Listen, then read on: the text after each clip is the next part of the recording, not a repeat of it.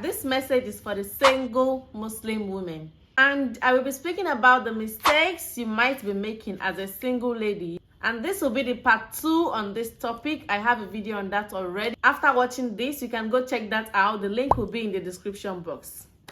The first mistake you might be making as a single lady is that you are ignoring the red flags. It's likely you've been hearing this word every now and then, red flag, this, especially on TikTok, Instagram, and all that. But what is red flag? Red flag is the sign of narcissism. It is a sign of aggression. It is a sign of victimization or even abusive behavior. So all these things are red flags. You know, all these bad things you need to fish out. As a single lady, you need to start checking out for all this behavior in your potential husband or in your potential partner. I feel like this advice goes both ways. It will be very useful for men and women. So ignoring red flags is a very big mistake you should not make. Please do not ignore the red flags. The second mistake you might be making as a single Muslim sister is that you think you can change a man. Ow. If this person has some attitude or some, words or does some things that you do not like, and you are thinking, okay, let me just get married to this person, then I change him after we get married. No one can change anyone. No one can change anyone. You only change when you want to change, especially men. So do not think you can change a man. If you have something, or if you notice something you do not like, or you notice some attitude or some things, anything, so you know that this thing is not something you're going to condone. It is not something you're going to keep up with along the line. So why are you accepting that right now? Why do you keep, keeping up with this kind of thing right now? So things you would not want, or things you know that this thing, I cannot keep on doing this, is okay. It is better for you to stop it now. Have some conversation. Heart conversation with your potential partner and see how you can work things out, if they can change or not. From your conversation, then you know your answer. Another mistake, it's a very big mistake you might be making as a single Muslim sister, is having intimate relationship with a married man. It's not news to us in Islam that, men are allowed to marry 2, 3, 4 wives, and women are allowed to become the second, the third, the fourth, and all that. But when probably you want to get married to a married man, right? You want to become the Tanya or the Thalitha and so on like that. Then you find yourself having intimate relationship with this married man. Does that even make sense to you? This person has his legal partner at home. He has this partner that is halal, let me say halal partner at home that he can do those things with. Then he leaves his home, comes out to you and have that kind of relationship with you. It's high time we borrow ourselves some brain. If you are doing this kind of thing, you better stop it now, because you need to know your worth. Someone wants to marry you does not mean you should keep giving yourself to him and all that, because at the end of the day, it might even get married to another person and not you. So do not use the excuse of, hey, being a second wife in Islam is halal and I want to get married to him but has a wife already, so no problem. Then you keep having intimate relationship with that kind of. Just stop it, because it's a very, very big mistake you're making. Another mistake you might be making as a single lady is that you are pushing for marriage. Hey, I know you want to get married. Probably all your mates are married already. Your younger ones are getting married, and your potential partner or the person you're speaking with is not. I'm not saying speaking or dating is halal in Islam. I'm not saying that. I'm just saying, in case you find yourself in this kind of situation, pushing for marriage is a very big mistake you can make, because if anybody wants you, if he or she wants you, they will push for it. In fact, they will not even want you to, they will not want to waste your time. They will want to rush things. I've heard about marriage of 1 week, they got to know themselves during that week, just 1 week, and they got married the following week. And alhamdulillah, till now, everything is still going on well. So being in a relationship for 7 years, for 10 years, 2 years, does not guarantee you a happy marriage or a successful marriage. I'm not saying it's the case, vice versa, okay? I'm just telling you, we put this front out that, okay, I'm getting to know this person. I'm telling you that you cannot know someone except you get married to them. If someone has been pretending to you just for you to, especially women, we like to pretend. If she has been pretending to you and all that, there is no way a woman can pretend even in marriage. Like, this is the person you'll be with forever and ever, right? So you will not be able to pretend. But when you're still on the way, all in the name of dating, you're seeing yourself once in a while, there can be some kind of keeping some character, some kind of pretending and all that. So let's go back to what I was saying. Pushing for marriage is not a very good thing to do, because when the person eventually marries you, okay, she has been on my neck for this marriage.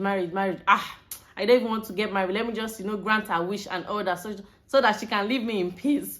If this person finally grants your wish, then you get married, and if there is a problem, your partner might say, I wasn't ready for this marriage. You were the one that was, pushing for this marriage and all that. So, and because you did that, I'm no more interested in the marriage, and I've had situations like that. So pushing for marriage might also be a very big mistake you're making as a single lady. Another mistake you are making as a single lady is that you are bragging you don't need a man. You are bragging to people that you have a lot of men wanting to get married to you, asking for your hand in marriage and all that.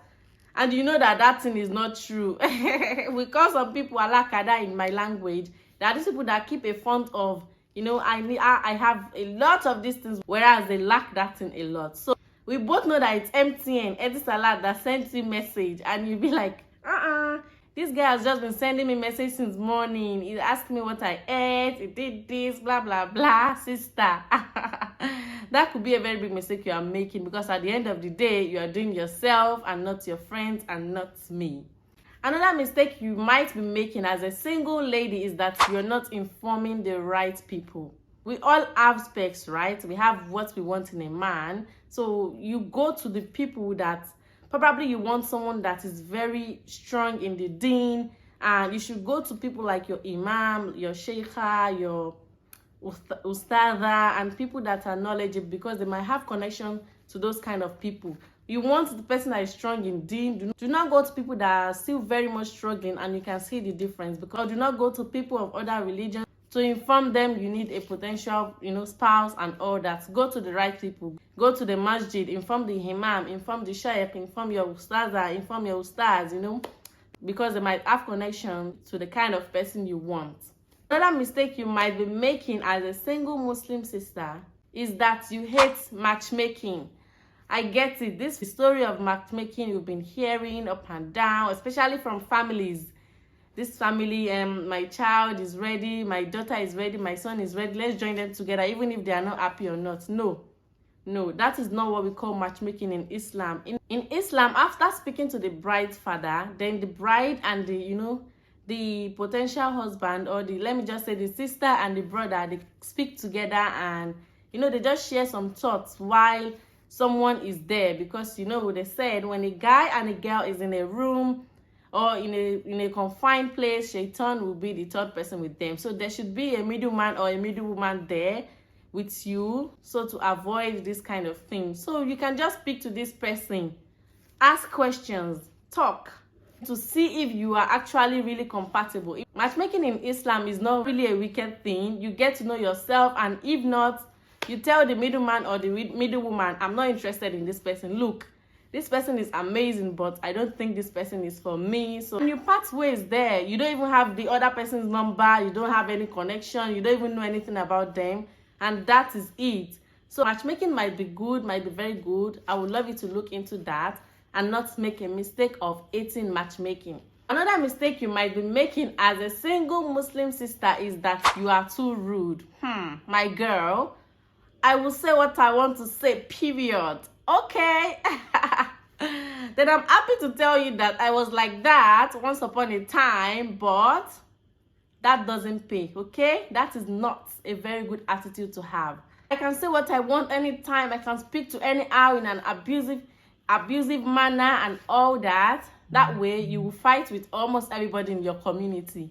And when you eventually find, I've heard of a story whereby the guy is not in the country and he came to his sister's place in that area and saw this sister, mashallah, told his sister, I like this girl that is going, can I get to know her more? And the sister was like, This one, she fought with me. She called me names. She fought with our neighbors. She fought with this person. She fought with that person. She's almost fought with everyone in the community. If it is you that had that kind of thing, would you still want to go on with that kind of, person? So it is better to just think before you talk. And aside from finding spouse, aside from being single, you are a lady, you are a woman, you are going to raise kids someday.